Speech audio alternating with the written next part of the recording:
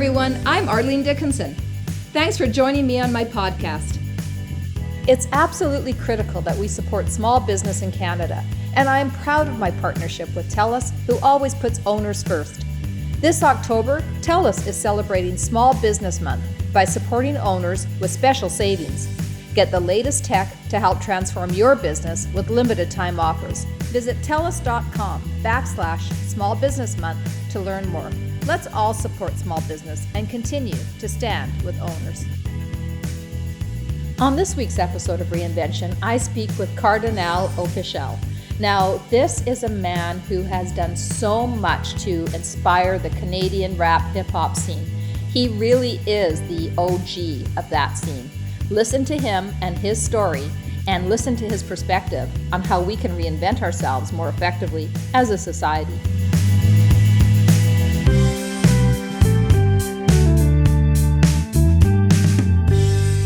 So on this week's episode, I am talking to Kardinal Offishall, who is a wonderful person who I happened to meet at a Raptors game.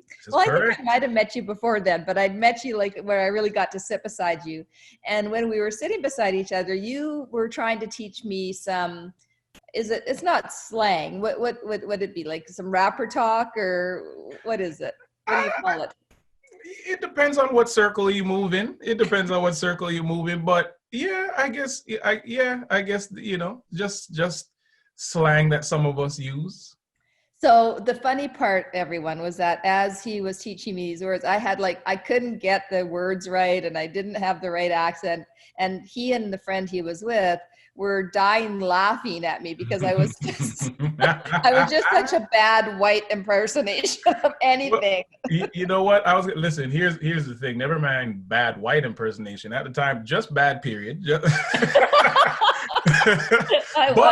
But I was going to comment, though, when you said my name today, I immediately was going to say, oh, look at this, because you pronounced my name exactly the way that it's supposed to sound. Whereas most people, my name has probably been one of the most butchered names on the planet, like depending on what country you go to. Oh, there you go. Well, let's start there. Let's talk about your name, because your birth name, you started with your birth name, and I don't know if you share your birth name or not. Yeah, Jason is fine. Mm-hmm. Jason is your birth name. Jason Drew, right? Mm-hmm. And then you went from that to Kool-Aid, mm-hmm. right? Very terrible name when I look back, because I was a little kid and I was like, I am going to be the aid to being cool. So I am Kool-Aid. Boo. We can boo now. But at the time, I thought I was so clever. I was like, yeah. I got this, man. Everybody's going to love this. How long did Kool-Aid last? I was going to say that didn't last very long. No, I've had the world's worst names ever. And to be completely honest, until you understand the history of where Kardinal Offishall came from, I still arguably have one of the worst names ever. But I was Kool-Aid, I was Gumby D, because I had a Gumby hairstyle where, my hair was cut like Gumby. Mind you, I don't know where the D came from, but I was Gumby D. What else was I?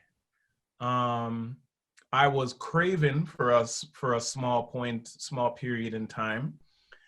Craven is patois for greedy, and I got that name the honest way. I was at my cousin's birthday party, and they had all the food stored upstairs, like all the snacks and stuff, away from the kids. And of course, I snuck up there and ate half of it. So I was Craven for a while.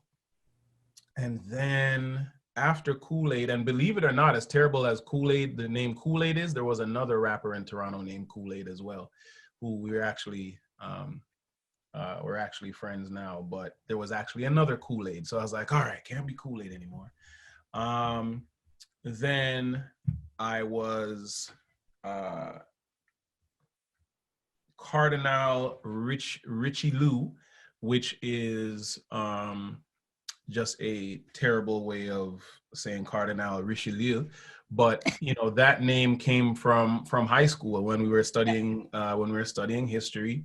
And of course, Cardinal Richelieu was a dictator, very terrible person, but he had something that was called the political testament of Cardinal Richelieu. And part of it that was amazing was like, although he used it for evil, the way that he stayed in power was his relationship, the way that he maintained his relationship with the common folks. So, part of his rules was like, never put yourself on a pedestal, always appear to be, on the same level as everybody else that you're dealing with within society. And a few other things that for him, he used it kind of to deceive people and in order to stay in power. But for me, I always thought I looked at it a different type of way, and I related it to the way that I moved around and the way that I wanted to kind of exist as a quote unquote celebrity. And mind you, at the time that I made the name, I was far from a celebrity, but wishful thinking. I was just, thinking to myself, well, if and when I get to my goals, this is how I want to live my life. And I think I've kind of always, that's always been my default. At this point in time, it's just, in my subconscious. I don't even think about it, but that's kind of always the way that I've lived, is to, I don't want to say rebuke the way in which people view celebrities, but I think that I've managed to effectively carry myself in such a way that, like, when I meet fans, or when I meet, they don't even have to be fans, just when I meet people, people come up to me and they'll affectionately just call me Cardi, and they're like, I feel like I've grown up with you. And I've never met these people before in my life, but it's a total different reaction that, that you will have, as opposed to like, if you meet, like a Jay-Z or somebody else who is like, in terms of public access, like it's very limited, you know what I'm saying? So it's like when you do have access to these people, it's this massive deal. And, you look at these people in a certain type of way. But I think for me, I've kind of liked the fact that the energy that surrounds me has been like 99% positive. It's always been a great interaction. And you are so accessible. I got to tell you a bit of a story. Like, so when I told my daughter, Morena, who actually is the producer of the podcast, that I was going to be speaking with you, she was like uber excited. And it just relates back to what you just said. And so she remembers, and I'm actually reading, she sent me this note. She remembers going to an outdoor concert of yours in Calgary, like way back in the day. Nice. And she told me how she snuck backstage and she met you and Baby Blue Sound Crew. Oh, wow. Now I am not, like, I don't have a clue, like I'm not well versed in the rap hip hop scene that way. So I had to look up Baby Blue Sound Crew and see how they got commercially successful after collaborating with you and Julie Black, who's been on the podcast, and Sean Paul on a song. And she said that you took time with her and actually signed her hat. And nice. That you were just so kind and gracious to her back then. And she has never forgotten that. So your whole point about being accessible and not being kind of this celebrity who is, so big that you can't remember kind of that what you do this for, and the people you do it for matters. And so she said to make sure that I told you that she remembers that like it was yesterday. And that's got to be like, what, 20 years ago? Maybe? 20 years ago. Yeah, maybe even 21 years ago. Yeah. I was only 6 then, so I barely remember, but yeah, me too. I don't even know how I have a daughter old enough to have a memory like that. I can't possibly be true. So let's talk a little bit about your upbringing. Like, what got you to becoming, a rap hip hop star? Like, what was it that got you where you are, Cardinal? Like, where did you started? Your parents are Jamaican immigrants. I know that. Tell me a little bit about your growing up years and what that was like. Man, I mean, to be honest, there's so many layers and there are so many different things, but I'll try and see if I can just give you the Coles notes. Growing up in the neighborhood that I grew up in at the, maybe the first 13 years of my life or so, I grew up in, it was actually right on the border of North York and East York, but it's a place called Flemington Park. And, I lived with both of my parents until they split up when I was about 9. And, growing up there, hip hop, it's very difficult to explain to some people that like they're not, well, they're kids to us, but kids, young adults that have grown up, some of them, hip hop has always been a part of their life, whether it's in a commercial for SpaghettiOs or on the radio or TV, like all these things are just, it's just regular. It's second nature. Kind of the same way I liken it to the same way that some people in America, there's going to be a generation of kids that grew up with the first president that they knew being a black man. Now, when I was a kid, it almost seemed like, yeah, right, like super impossible, never would happen that you would see an American president that happened to be a person of color. It's the same way that growing up in Canada, we felt about hip hop. There was a time when hip hop was really literally and figuratively was this underground existence. So in order to, in our neighborhood, it was the prevalent music. It was the music of choice. So, I mean, we grew up with, when friends and family would go to New York or go to somewhere in the States, and they'd come back with these cassette tapes that they recorded off the radio of all this hip hop. That's how it circulated amongst the, around the neighborhood. Because we didn't have the outlets here that, that played and supported hip hop. Sad to kind of say we still kind of don't, but we really didn't, in those days. So, it was, for a lot of years, it was an underground thing, but it was, something that I absolutely just fell in love with. I was introduced to it really through my cousin. I still remember staring just in complete awe and amazement at his ghetto blaster. We used to call it those big, what do you call it? I don't even know what the actual real term is, but those big old portable stereo systems that they used to have, and you'll see them in like some of the old school hip hop videos where they used to carry it on their shoulders. So I remember that actually. Yeah, and I remember being in his room, and it might have been like 1983, and just listening to this, and I was like, this is it, you know what I mean? And that was there's a movie that's called Brown Sugar, and throughout the movie, they say, when's the first time you fell in love with hip hop? And for me, that was the first time that I really fell in love with hip hop. And ironically, it was a female MC. It was Roxanne Shante. So, I only say ironic because we associate hip hop with a lot of male bravado and that whole nine. But, for me, I've always just liked whoever was amazing, whether they were men or women. But, fast forward and, years of me doing what kids do, kind of just memorizing our favorite songs and reciting it around the house or the neighborhood or whatever. And I remember my mom, she encouraged me to actually write my first rap. Oh, wow. Yeah, she encouraged me to write my first song. My mom worked for the Board of Education.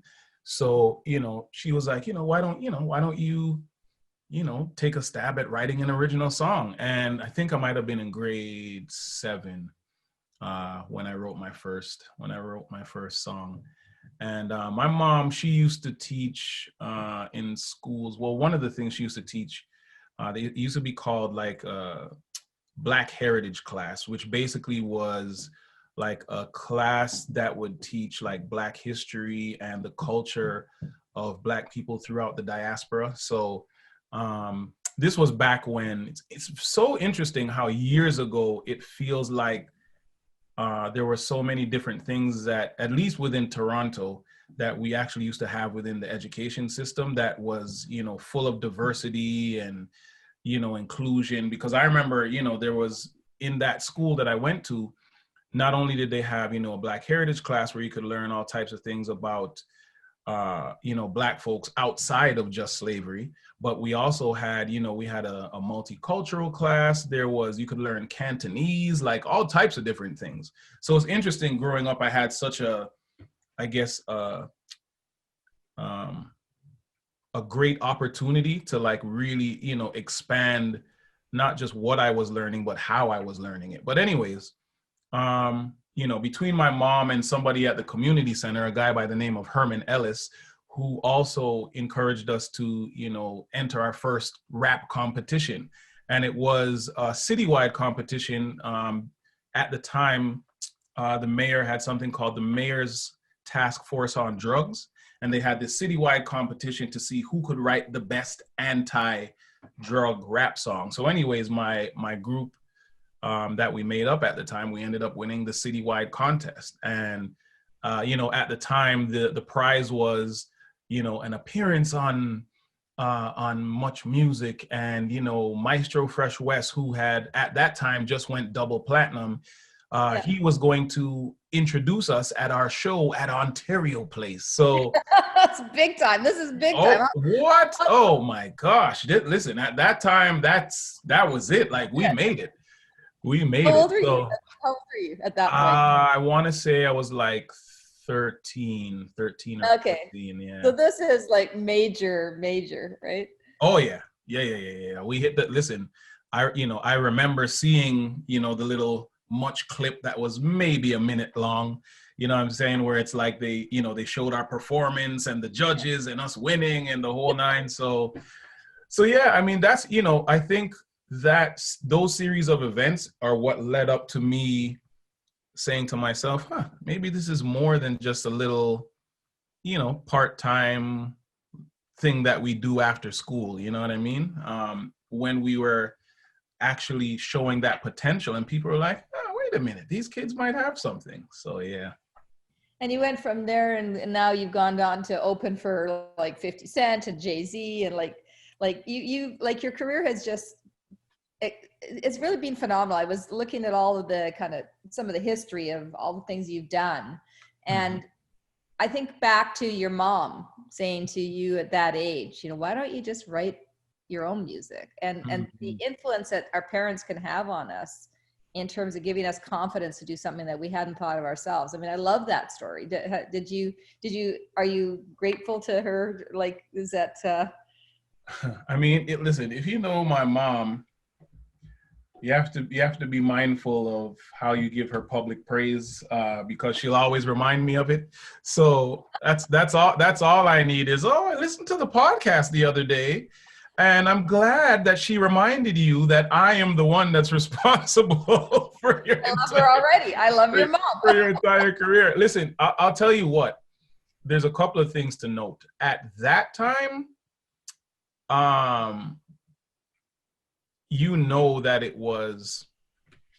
that it was pure and came from a real place, because it's not like as a mother she's like, maybe I should nurture this in my son because there's a possibility that something could come of it. Not at all. Like, there were no examples of people from Canada, and even at the time, not even so much in the States either. But there weren't really examples of people who were able to have a sustainable career doing rap. Right. So, but at that time, like, my mom encouraging me to to get into it and write my own stuff was really just because she actually took the time to understand that, listen, this is what my son is into, so why don't I actually have him be progressive. You know what I mean? Listen, this day and age, I'm sure people have grown up seeing myself and Drake and this and that, and they're like, of course, if my son shows any potential, he could be the next Drake, he could be the next, whomever. So now, I'm sure that there are several stories like that, but at that time, believe me when I say unheard of. Yeah, no, and I mean, listen, I think that's, if you think about, and then you go on to at 13 to be on Much Music and that clip. And then at 14, you performed live on stage for the first time, correct? Yes. It was with Nelson Mandela in attendance. Yes, 12 or 13, somewhere around there. Yeah. About the same time age. So what was that like to perform in front of Nelson Mandela, just following his release? Actually, you know what? So sorry you brought it up and I had to think about it, but I'm sure that Nelson Mandela performance, I wish I could remember the timeline. Again, I was only 1990. 6. It was 1990. Yep. No, I think we won the contest in the same year. So Yeah. it might have been that contest might have helped us be able to get onto that stage. I don't know if there's a direct correlation, but at the same time, like, they did choose us as very young kids to perform for him when he came to the city, to the country. And it's like that was at the time, remember I said, my mom had taught those classes. So we learned all about, obviously Nelson Mandela, but it was in the books. And not too often do you get to see somebody that's in one of the books that you're reading and studying. Not so often do you get to see the real person in real life, you know what I mean? Close enough to touch. And it was a massive deal for us then, but it's interesting. It's, as an adult, it's even bigger now looking back, because I think I couldn't even grasp how important that moment was. My group at the time was called YBP, which stood for Young, Black, and Positive. And, we had a lot of like empowering messages at the time. And it's very interesting. Context is everything. But, I think at that time, as kids, we were a bit mature for our age, I think more mature than a lot of the other kids, but I think it's because everybody that was in that group, like my mom was an educator, one of the other guys, his mom was an educator, and who actually went on to take over for my mom and teach that class. And then also the other guy that was in that group, his father they were originally from the States, and they came up and moved to Toronto. And that's a whole other podcast in itself. But, his father was a Vietnam vet, a Black veteran. And, they came here, and I remember originally they lived in a hostel, in a homeless shelter. And, when I met him, they were living there.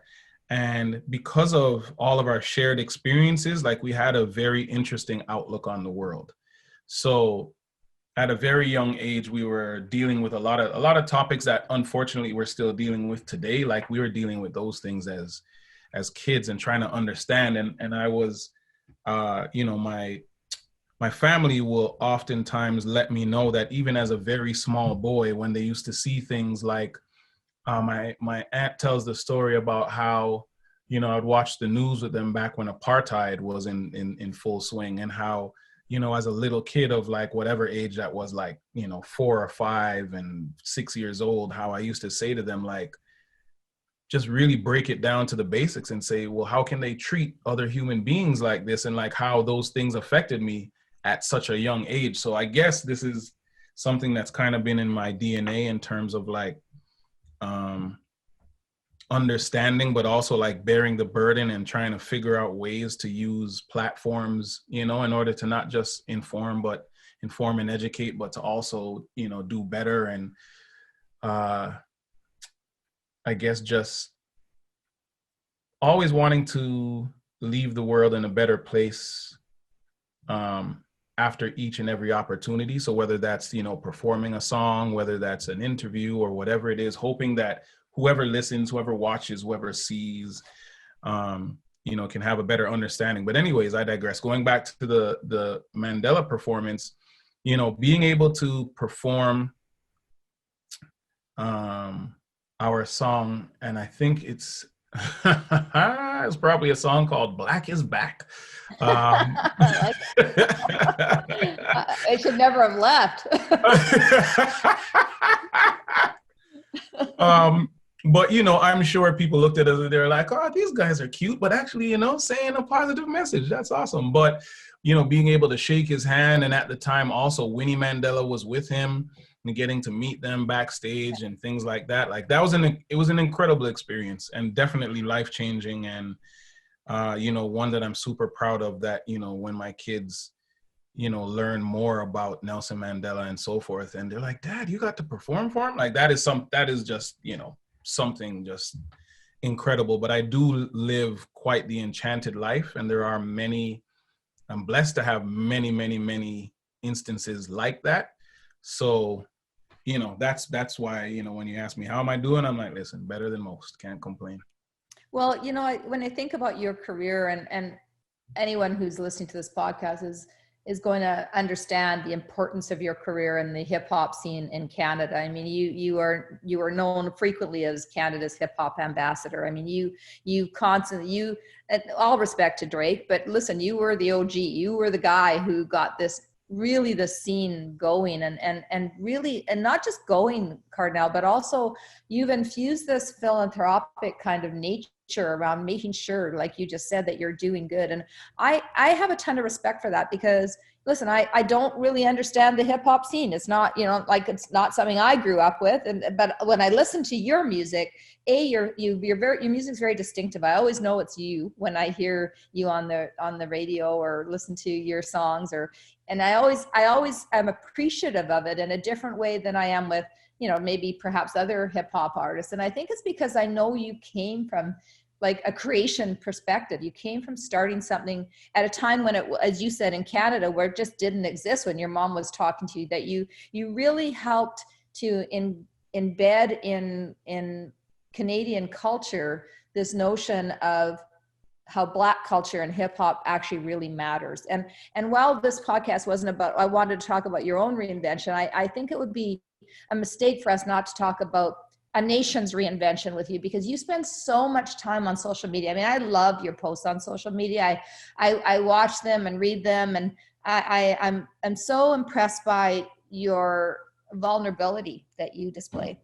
In particular, I'm impressed by how you are, I'm not afraid, but not unafraid. I mean, more how clear you are around what really matters in the world and how the world needs to reinvent itself. And Black Lives Matter has really just kind of boiled that all up to the surface. But your voice was there before BLM became a movement, and it continues to be there even stronger through it.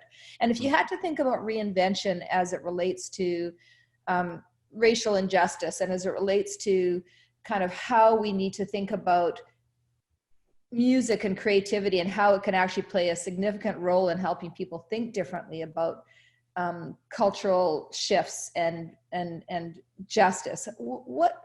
Sorry, it's a lot of questions. I've got so much I want to say to you about this, and I'm not sure I'm articulating it well, but what I want to say in a simple question is, when you, in the middle of BLM and all the things you've done in your career to make this an important aspect of who you are, the causes, the fact you created the circle, the challenges you've had relative to making sure that you bring hip hop to people's psyche, what do you think has to happen in our world to reinvent ourselves so that we can be more tolerant, we can be more understanding, we can be more human?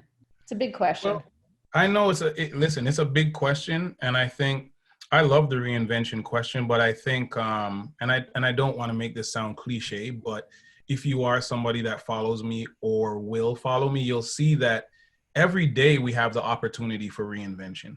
Right. And I'm not saying this for you not to say it, because I understand the context, but these are all things that I think about constantly. And what I was saying is, it's like, I'll be honest, humans, sometimes we are the most terrible of creations, but we also have the ability to be the best of creations at the same time. And the irony is, that's how I think of America. I think of America as a place where you have some of the best opportunities in the world, but at the same time, ironically, you have some of the worst atrocities that have happened to man and that continue to happen to man in the same place. It's probably, that is honestly the reason why I have remained in Canada. And I don't want to say this and not sound unpatriotic, because I love where I am. I just don't like winter, if we're just being completely honest. And I know I'm injecting, like, I'm trying to make a little bit light of the situation, but it's partly true. Because if America was a better place, I'm just being honest, I'm more of a Florida type, California. My parents are Jamaican. Like, I love heat. I don't love winter. So, forever and a day, I'm always like, oh my gosh, what? I need to move. But then, to be honest, when I look at the world, there's no better place that I would love to be than Canada. you Yeah. know, and I've literally traveled the world. I don't know if there's any place that I haven't been to except maybe Hawaii. That's probably the only place, ironically, that I haven't been to that I would love to go to is Hawaii. But I've been everywhere: Romania, Japan, China, Mexico, you know, France, you know, countries I can't pronounce, and Canada resoundingly for me gets the biggest vote in terms of a place that I would like to be. But with that being said, traveling, I also know that I am a citizen of the world. I'm a citizen of the globe. And I also know that the platforms that I have the ability to affect people in some of the most remote places on the planet. Some people that have no idea of what we're going through here in Toronto and here in Canada, here in North America. But even furthermore, some people have no idea and they don't understand the plight of Black people that live throughout the diaspora. So for me, I use every day literally as a way to reinvent the way that I can be the bridge. I've realized, I think probably when I turned 40, that purpose is very big for me, purpose and legacy. And before I was 40, I tell you, I was a moving locomotive. Like I was a train that was just going and going and going. Then I got to 40 and you're faced with mortality and you're like, maybe, you know, I have to think about, you know, what does the rest of my life look like? But also like, you know, what am I leaving behind? You know what I'm saying? Like, what is Kardinal's legacy? And are people going to understand what his purpose is? And I've become a lot more, I always have been, but a lot more intentional and purpose driven. And I think once you understand your purpose, you constantly have to figure out the best ways to communicate your purpose to the world. And I think, you know, you were talking about, you know, social media and, you know, some of the posts that I do and things of that nature. And then, you know, obviously within my own life, sure, there are, you know, philanthropic things that I've been involved with for a long time and continue to be involved with. But I really think that it's important, because that whole, you can't teach an old dog new tricks. Like I think that was put in place by those grumpy old dogs that just want to remain grumpy and old, you know? I really think that anybody, intelligent people anyway, I think intelligent people, they might be reluctant to change, but it's not impossible. And I think that if you are able to communicate to people in a language that they understand, I really think it's through an inability to communicate our points of view and our beliefs. This is where the conflict comes in. Mm-hmm. You know, you know, you mentioned BLM, and it's interesting because, you know, the whole, everything that's happening right now is kind of painted with this Black Lives Matter brush. I don't even know if everybody subscribes necessarily to, and this is, again, it's a lot of layers. So, you know, Black Lives Matter, it actually did have founders and actually was a group, you know, that was formed. But now I think, you know, through social media and hashtags, everything kind of lives under that umbrella, or that's where everybody thinks that it is. And it's, you know, everything is Black Lives Matter. And even just within the name, again, it's either the inability to communicate the meaning of it, or for people, maybe some people don't even understand what it is. And again, that's where some of the conflict comes in, because I'm sure there are many people listening to this podcast that still, as simple as it is, don't even get the concept. And it's like, you know, we've gone to them. How many fundraisers have we gone to, like fundraisers for breast cancer awareness, or you know, for HIV awareness or something else? Could you imagine if we went to, you know, a breast cancer fundraiser, we went to a breast cancer dinner and we're sitting down and, you know, somebody else comes in and just starts yelling, well, there's prostate cancer as well. Like, Sure there is. Nobody said there wasn't, but right now we're here to breast cancer. We're here to support breast cancer. And I think that is the easiest way for people to understand what Black Lives Matter is about. It's not saying that the other lives don't matter, but what people don't understand is that unfortunately, like voluntarily and systematically, Black people in varying degrees have been stifled. There are things in place that, because the quote unquote, the average person, lives their day and they're like, I don't know what these people are yelling about. I don't know what the anger is. I don't understand the frustration. I get up and I'm able to go to work and, as they say, the good old pull up my bootstraps and just get to it and do it.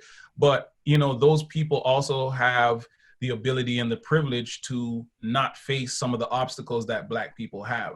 And again, even though the stories are different, it's the same way, even as a man, that I had to take a step back and understand when a lot of women that were fighting for women's rights, and for us to really understand the plight of women. And, especially over the last bunch of years with the Me Too movement and so forth, is where as a man, I'm like, I had no idea, and you start to hear the stories of very strong and accomplished women, but then they tell you the things that they had to do to get to that stage. And for me, and a lot of the men that are in my life, we had to, go back and sit down and say, well, how am I complicit in that? How have I played a part? What can I do, to then make, the world that I live in more inclusive of women, and make sure that, they are front of mind whenever having discussions, whenever making decisions, things of that nature. How can we help to empower them and make things a bit more inclusive and equal? And I think that in that way, that's the same kind of a plight that we're having right now with Black people, to where there's some people that really didn't get it, and they didn't really understand until they started to see the atrocities of, like, George Floyd being obviously the most recently, well, that's arguable too, but heartbreaking atrocity that happened. There was a lot of stories, of personal stories, to where people that are in my life called crying, because for them, they're like, I finally get it. I'm so sorry that I didn't see it before. And the thing that is tough for us is these are feelings that a lot of us have lived with our entire lives. It's trauma that we've had to deal with. And in order to function within society, we've had to suppress them so that the trauma doesn't block you from trying to be your best and do your best. And I think what's happening right now is, it's interesting because there's a lot of reconciliation that is happening just within society, period. And not just with Black people, with, First Nations people, with women, with, the pride community, so many different people. There's a reconciliation, there's understanding, there's education. And I think right now there's a great window of opportunity for, when people are actually listening and hearing what's happening. And, again, I'm just going to bring that back to that old dog learning new tricks. I think we are at a time where we understand, like, if we don't address a lot of what is happening and a lot of the pain and suffering that people are going through, whether it's inadvertently or on purpose, like, we have a duty as humans to do better, and figure out ways that moving forward that we can make things better. Bob Marley said, if you're a big tree, we're a small axe. And these are like big problems, but we can chip away little by little. So I think with me and my dedication to not just social media, but, obviously being a rapper, but also being an executive now, I have the opportunity to help change infrastructure. I have the ability and the responsibility and the power to be able to use my voice that will do things so that people that come after us will have a way better go at it, and we'll have a different existence. And maybe these conversations one day, I don't know if it's our grandkids or our great grandkids, but, as long as we don't totally destroy the environment and go out like the dinosaurs, as long as we're actually still able to function on the planet, The hope and the goal is that they won't be having these conversations, or it'll be in a different context, Yeah, I mean, that's really well said. I think the whole notion of reinvention is a societal thing that we all need to be thinking about. And you said a couple of things that I want to just underline. One is you talk about purpose a lot, and I do as well, Cardinal, because I think so many people talk about, well, follow your passion.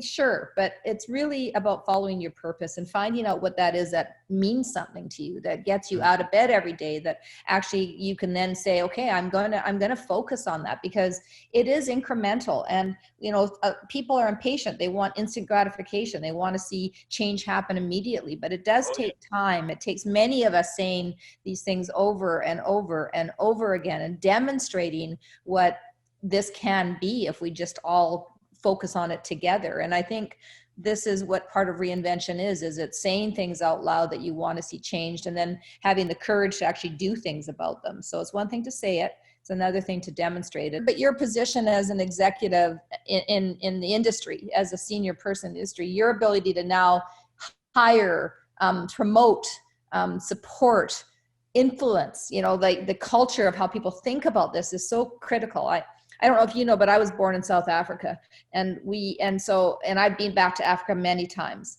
And, one of the things that I always marvel at is you go to the Ngorongoro crater, where you see really the birthplace supposedly of mankind is from there. Mm-hmm. This is Black history. This is where we come from.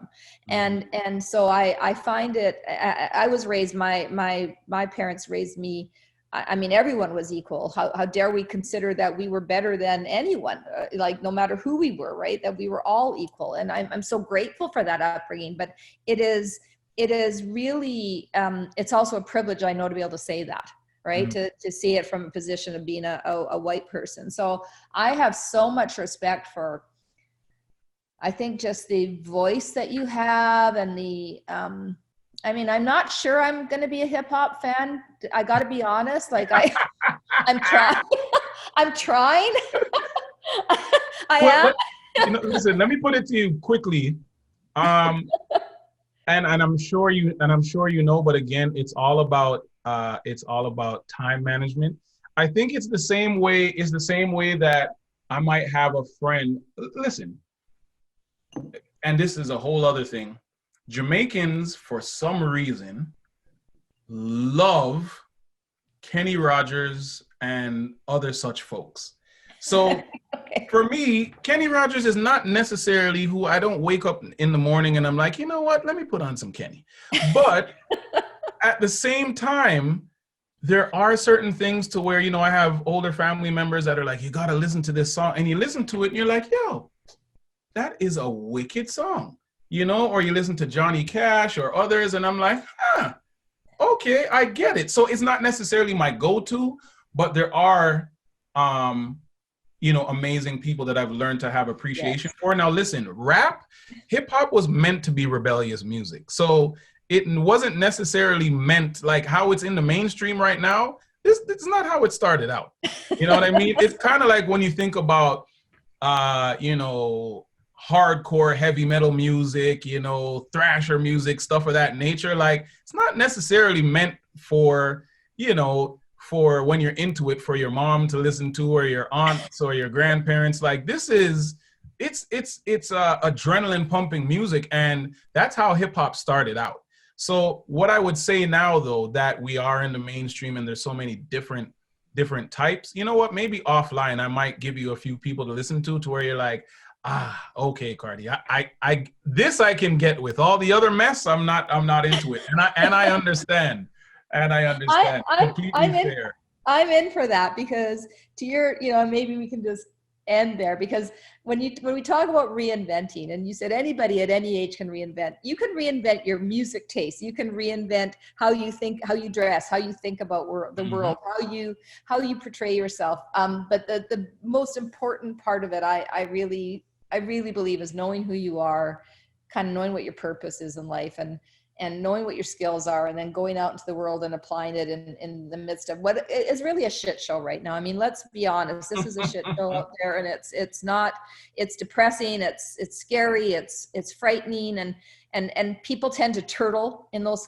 conditions. They tend to want to go inwards as opposed to actually standing up and shouting about what they want to see changed. And now, if ever, we need your voice at the table. We need to hear from people like you. I'd like to think I can also be a part of that. I think there's many other people. I spoke to Julie Black the other day, you know, like just such.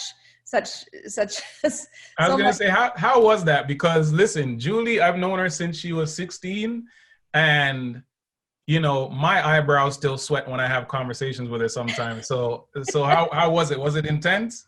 It was really, she said a lot of profound things. She was really actually great. She's very much like you, very articulate, but lots of energy, man. Like she could run circles around everybody. Like she's got tons of energy, and she was great. But I know that, you know, part of that whole group of you that kind of grew up together and created the scene together. And you were really at the forefront of that, Kardinal. So I think Canada owes you a big debt of gratitude. And I'm going to like hip hop more, simply because I like you and Julie and everyone else. And I'm going to do my best. Well, listen, if I could just say one last thing, what I would say, and it's these times, it's much easier for us to like you said, just kind of like take a couple steps back and be like, I'm going to leave that over there. Yeah. But more so than it doesn't matter like what color you are. I wouldn't want for you to feel guilted into doing something. Right. I would want for people listening and anybody that feels that they are good people, you do things because it's the right thing to do, you know, and kind of end of sentence. You can't, like, if there are things that you read about that upset you, you really you kind of gotta dig deep and say, well, why does that upset me? Why am I not okay with this? And I think a lot of times we don't want to hold up the mirror and look at ourselves and say, oh man, well, like, do I play a part in this? People hate that. I hate it sometimes. Like when somebody's like, yeah, there's all this, whatever it is that's going on. And yeah, Kardinal, you're a part of it. And you feel, you know, when you're pointed out, me, what did I do? You know what I mean? And we get defensive. And I think the reason and the intention gets lost. And what I want is for, you know, when people hear conversations like the ones that we're having, and by the way, I love following you as well, because you are somebody that's awesome. And, you know, similar to me, there are times when you're serious, and oftentimes there are times when you have the best type of comedy. But, you know, I think people like us that are trying to be better, like one of my slogans in life is like, know better, do better, be better. That's it. You know, and I think if everybody really internalized that and they woke up every day thinking, whether it's small reinvention or large reinvention, but you know what, I know better, I'm going to do better and be better. That is the best way for all of us to exist. Because if all of us individually, and we can only control ourselves, I can't control anybody else, but I can control myself. Right. But if I can at least be that beacon of light for other people, and other people then also take on that same attitude, that is how we're going to see real changes happen. And that's how we're going to be, you know, the best of a society, and a society that can be proud of the things that we stood behind and the things that we advocate for and the things, you know, that we promote to the rest of the world. Yeah, I have nothing to add to that. That's beautifully said. And I could have talked to you for a lot longer. I just really enjoyed part two. There's always a part two. Maybe we need to do a regular podcast with just in general. Cardinal, I learned a lot. Really I certainly understood. We can talk about that next. So here's a guy who is one of the most celebrated and talented and humble artists our country has. He has really created an opportunity for others to follow in his footsteps, and he has created an opportunity for us to see the world through different eyes. He talked to me a little bit about getting me to open up my mind to hip hop a little bit more than I have been, and trust me, I'm going to be doing that. I'm going to be listening to the songs and the playlists that he sends me. but also just in terms of the importance of purpose and how our lives really come to a point where we have to be able to look back on them and say, did we make a real difference? Kardinal is making a real difference, not just in his industry, but to the causes that actually matter and are close and dear to him, but also really important to all of us in general. Pay attention to his social feeds, follow them, because you'll learn a lot just as I have, and I know you're going to discover and uncover a whole new side of what is actually happening in the music scene in Canada and how important a role Kardinal plays in it. Thanks for sharing your story with us, Kardinal. I really enjoyed our conversation. This podcast is made possible by the great folks at Venture Communications. Thanks to our engineers, writers, producers, and all the folks who work really hard to bring you these great stories of reinventions each and every week.